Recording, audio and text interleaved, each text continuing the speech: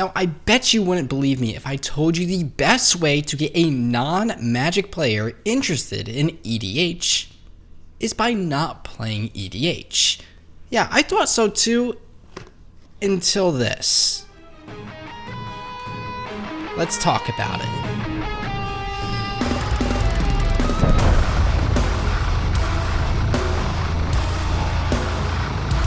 Welcome back, folks. Welcome back to the channel. Thank you for dropping by and your ongoing support. My name is Patrick, host of the EDH Brutality YouTube page, and we show up with Magic the Gathering content and analysis on Wednesdays and Sundays. Today we've got quite the insightful video for you all, but before we jump right into that, a quick and special thanks to patrons like you for making videos like this possible. And with that out of the way, we can finally just get into it. So it's no secret that I am rather fond of the game known as Magic the Gathering.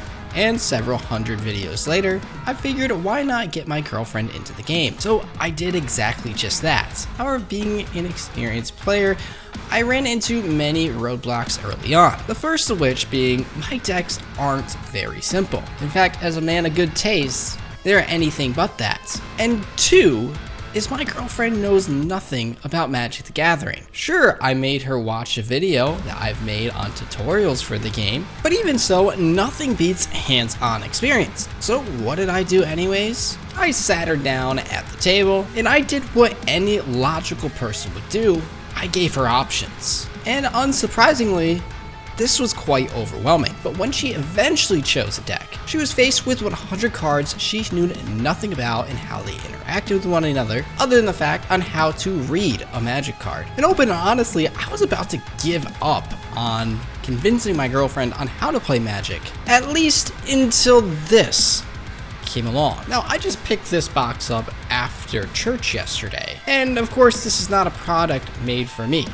After all, it is a beginner box. But I must say, I'm quite impressed. I give Wizards a lot of shit, but I have to give my respect where it's due. We look on the back of the box here, you can see all that it includes. It's like, okay, sure, that's okay, you know, nothing out of the ordinary. And, you know, all I was expecting was this, the rules reference book, which in no doubt is what you would expect from a trading card game. It goes into detail on what lands are, different types of spells, you have your artifacts, all that, how to set up your game pieces, your phases, you know, countering, failing to resolve spells, etc. And I thought that was the extent to it. But no, Wizards proved me wrong, because they have full guides. And these guides are no laughing matter. I mean, it goes into detail on what your opening hand should be. If I flip a few pages here, every now and then at the end of each turn, it says what your board state should look like, and it will always look exactly as pictured because the decks are particularly arranged in a very specific order. It walks through combat damage step, everything and what you're supposed to do, and the thing that surprised me most is it tells you exactly what your opponent is going to be doing every single time. And each of these books goes hand in hand with one another. I'm dumbfounded, honestly. I mean, when you have a guidebook saying during Aang's 5th turn, and you're playing Zuko, and it explains what your opponent will be doing, while your opponent is reading as well what they should be doing and what you should be doing, wow, I don't know what to say. I mean, it's just, I'm impressed. And what's neat about this box is also equipped with 8 20 card decks in which you can play with friends. We have stuff like big creatures, or perhaps you want to play counter synergies.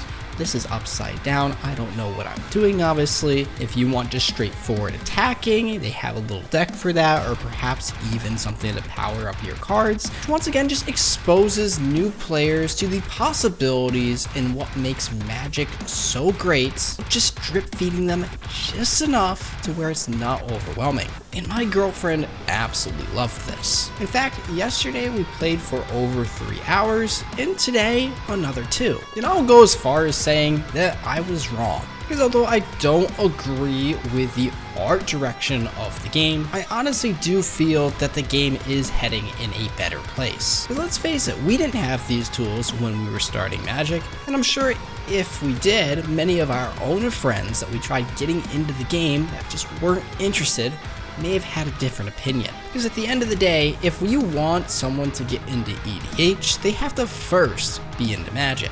Because once again, the best way to get someone to learn how to play EDH if they've never played Magic is by not doing so. Pique their curiosity with something such as a beginner box, and of course if they're more inclined and you think they're ready for that next step, then show them. In fact, I'm gonna go ahead and play some more games with my girlfriend, and then hopefully next week introduce her to Commander once more. But that's gonna do it for today's video. So, have you had experience with Magic's beginner box? Let me know down in the comment section below your thoughts and opinions about it. And of course, if you want to stay tuned for future videos, you should make sure you like, subscribe, and hit the bell down in the bottom right hand corner of your screen. So, my name is Patrick, host of EDH Brutality. I thank you for watching, hope you enjoyed, and I'll see you in the next video. Peace out, guys. Oh my gosh, I can't believe I just shilled out for Wizards. Oh, I wasn't even getting paid. Oh boy. Oh boy, I'm gonna be so disappointed in myself.